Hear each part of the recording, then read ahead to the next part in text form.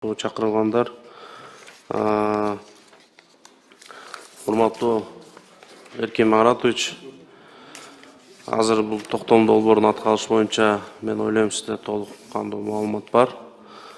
Ошол боюнча айтсаңыз, ушул трансплантация боюнча биз мына былтырдан бери өзүбүздүн өлкөбүздө жасалып атат. Ушул күнгө чейин канча жараныбыз өзүбүздүн ушул Бишкекте, Ошто жасалды. Алардын канча ийгиликтүү операциялар жасалды?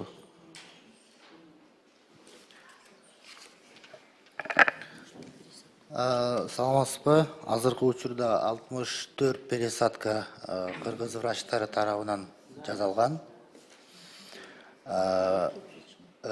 Бул почки боюнча 2 боор трансплантация жасалган. Бирок негизи трансплантация кылынган пациенттер аябай көп. Чет мамлекеттерден, Индиядан жасалгандар аябай көп. Азыркы учурда мисалы үчүн 1232 бейтап учетто турат. Улуттук госпиталда аларга иммуносупрессивдүү терапия боюнча дары-дармектер каралган, берилип турат, толугу менен акысыз. Мен Кыргызстандасын сурап атам да, 64 жасалыптыр, 62си пересадка почки, 2 пересадка печень. Боорду алмаштырган. 64 почка, 2 печень. 2 печень. Бул 1 жылда жасалган. Жок, бул 12 жылдан бери. Азыр Кыргыз Түрк ошол больницасы менен Ошмунун базасында ачып атпайсыздарбы? Бул ишке кириштиби, туурабы? Кыргыз Түрк больницасынын базасында трансплантациялар жасалып атат. 23 жылы болгон. Жакынкы арада дагы специалисттер келишет, дагы 2 бейтап даярданып жатышат азыр пересадкага. Жок, конкреттүү түрдө айтсаңыз, мисалы, бул операциялар эгерде ошол Индия өлкөсүндө, Турцияда жасалса, жок дегенде бир 30-40 миң доллардын чамасында жасалат. Биздин өлкөдө, мен билишим боюнча, бир канча арзан, туурабы? Ошондуктан эми баягы өзүбүздүн жарандарыбызга бир мамлекет катары татыктуу бир чара, бир жардам көрсөтүү максатында бул нерсени бир өнүктүрүп алып кетесизби сиз өзүңүзчө? Алдыдагы кандай иш пландарыңыз бар ушул тармакта, именно трансплантация боюнчачы? Мына күндөн күнгө бул пересадка печки, пересадка почек бүт социалдык тармактарда болсун, башка жерлерде болсун толтура бул маселе боюнча. Бизге чейин кайрылышат. Же специалисттер жетишпейби, же оборудование жетишпейби, эмне көйгөй болуп атат бул нерсени баягы толук кандуу ишке ашыргангачы? Же каражат жетишпейби, ошол боюнча кенен бир маалымат берип койсоңуз. Негизги каражат жетишпейт. Каражатты азыркы ачылып аткан жаңы трансплантация борборлорун медициналык оборудование керек. Ал аябай кымбат турган оборудование. Бирок жумуш башталган. Менин оюм өркүндөтүш керек. Азыр мисалы үчүн Бишкекте гана эмес, Бишкекте Национальный центр охраны материнства и детствонун базасында центр ачылат. Бирок Ошто дагы мисалы үчүн трансплантация кызматын өнүктүрүш керек. Жалаң гана Бишкекте эмес. Эркин Маратович, сиз министр болуп келгенге чейин биз 24-жылы атайын ратификациядан өткүзүп бергенбиз. Ошол эле КГМнын базасында, Ошмунун базасында дагы агрардык университеттер алар өзүнчө. Бирок ошо медицина тармагында 2 университетке биз атайын чоң суммада каражатты парламент колдоп бергенде, депутаттарчы. Анан азыр сиз айтып атпайсызбы, бул жерде биз 64 операция жасадык буга чейин депчи. Анан ошону бир оборудование менен жасадыңыздар да, туурабы? Каражат тармагынан мисалы 45 миң долларга жасаткандан көрө 20 миң доллар болсо жарандарыбыз төлөйт да ошо Бишкекте. Анын визасы бар, ары бери жол киреси бар дегендечи.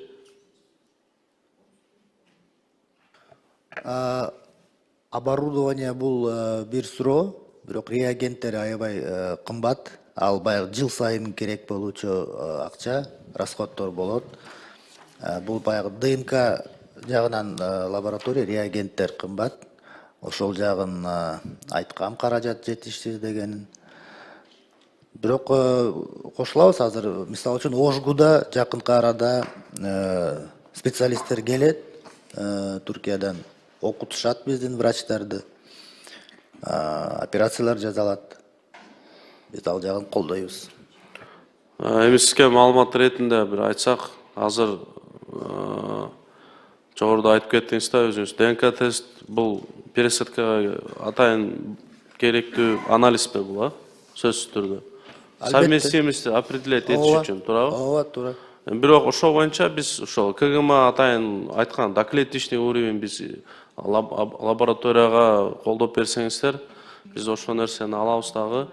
ДНК тести мурда Алматыда жасатсак, азыр өзүбүздө жасайбыз Бишкекте деп. Мына 6 айдын жүзү болуп атат, мүмкүн бул нерсе да ишке ашып калышы мүмкүн да.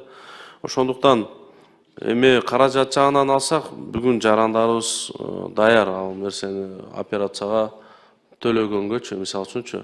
Мүмкүн эми өзүбүздө жасалган үчүн 45 миң, 50 миң болбосо да, бир 20 миң доллар болсо, мамлекеттен мүмкүн субсидия керек болсо, ал тарабынан да мисалы биз колдоп бергенге даярбыз да. Бүгүн көрүп атасыз, жалпы коомчулукта аябай эле көбөйүп кетти бул пересадка боюнчачы.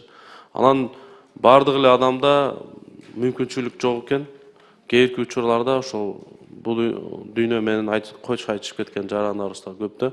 Ошон үчүн ошол учурда сиз как министр катары ошол учурдан канча жыл иштесеңиз, мен ойлойм, ошол учурдагы ар бир ооруган жараныбыздан жоопкерчилик, бир моральный ответственность болот. Ошол нерсе бизде да бар.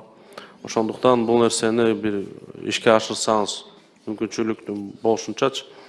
Анан кийин эми учурдан пайдаланып, бул эл аман аптекалардын тагдыры кандай болот эми? Мына сиз жаңы министр болуп келдиңиз. Эл аман аптекалардын тагдыры азыр чечиле элек. Биз жумушчу топ иштеп атат. Негизи бул аптекалар 100 аптека Кыргызстан боюнча бар. Аларды менин оюмча жоготпош керек. Бул мүмкүнчүлүктү, бул жеткиликтүүлүктү камсыздай турган проект болушу мүмкүн. Алыскы райондордо баягы жеке частный аптекаларга выгодный болбогон жерлерге ушундай мамлекеттик аптекалар болсо, эгерде бул баягы профитке иштебеген, бул социалдуу аптекалар болуш керек. Бул кечиресиз, сөзүңүздү бөлүп койдум, убакта чектелүү болгон үчүнчү.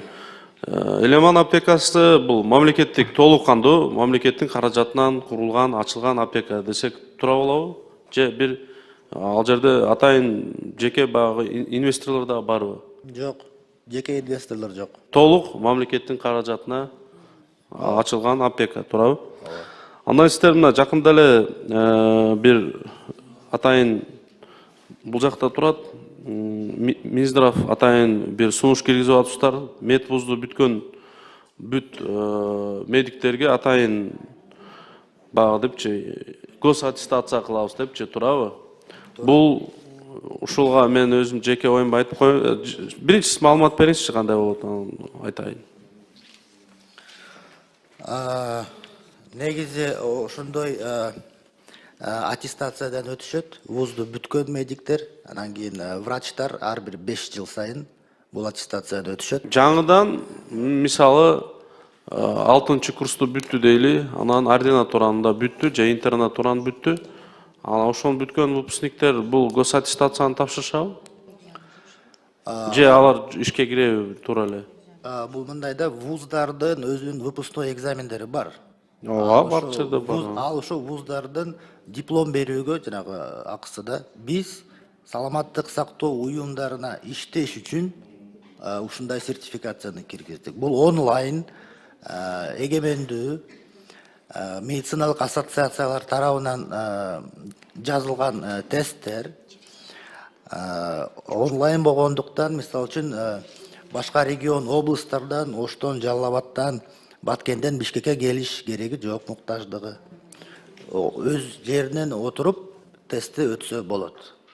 Эркин Маратович, айтсаңыз, анда быйыл 25-жылкы бүтүрүүчүлөр сөзсүз түрдө бул госаттестациядан өтүшөт. Мамлекеттик ишке жайгашыш үчүн турабы. Бул эми дагы бир өзүнчө коррупциянын бир бутагы болот да. Бул мисалы өзүңүз айткандай алар госаттестациядан өтүшөт, госэкзаменди тапшырышат, чейин ошол интернатура, ординатураны өтүшөт. Бүгүнкү күндө чындыгында өзүңүз мына келгенден бери билип атсаңыз керек, өзүңүз да жакында мына интервьюңузду да мен көрдүм. Кадровый дефицит бар. Ошол эле учурда азыр бул нерсени сиз киргизип кабыл алып койсоңуз, бир топ баягы жаш адистерге бир баягы мүмкүнчүлүктү азайтасыздар да. Ошонун арты менен же болбосо жарытарлык айлык болбогондон кийин биздин күчтүү баягы таланттуу специалисттерибиз мына жакынкы өлкөлөргө чыгып кетип атышат да. Бул эми 5-10 жылдан кийин эмне болот биздин тагдырыбызчы? Ал эми аяка баргандан кийин жакшы жашоону көнгөн адам табияты кайра келгиси келбейт, мисалы үчүнчү. Урматтуу депутат, буга чейин деле бул аттестация, квалификация деген экзамендер бар болчу. Бирок буларды адамдык фактор менен от коррупция ошондо болгон. Азыркы учурда врачтар үчүн 2000 сом официалдуу түрдө аттестация өтүш үчүн, медайымдар үчүн 1000 сом. Мурда Оштон, Жалал Абадтан Бишкекке келип кетишиң эле мындан бир нече топ акча талап кылчу. И ошондо коррупцияга мүмкүнчүлүк бар болчу. Анткени субъективдүү түрдө тапшырып жүрүшкөн. Бул жаңы кирилген нерсе эмес. Сиз эми министр мырза, сиз айтып атпайсызбы азырчы? Жаңы 5 жылда аттестация болсо, мурдатан бери болсо ага эч кандай каршылык жок. Жаңы мына биринчи сиздин баягы Астананы аттап же мамлекеттик кызматка врач болуп келейин деп аткандан сиздер аттестация алып атпайсыздарбы, туурабы? 5 жылда болгон аттестацияга, повышение квалификацияга же болбосо бир ошо тажрыйбасын, баягы билгисин жогорулатууга эч кандай каршылык жок. Бул нерсени мен дагы колдойм. Миске ошон үчүн башында баяндамастан кийин суроо берип атам да, тактоо иретиндечи. Жок, жаңы бүткөн выпускниктер бул аттестацияны өтүшпөйт. 5 жылдан кийин. Мына эми тура жооп берип атасыз.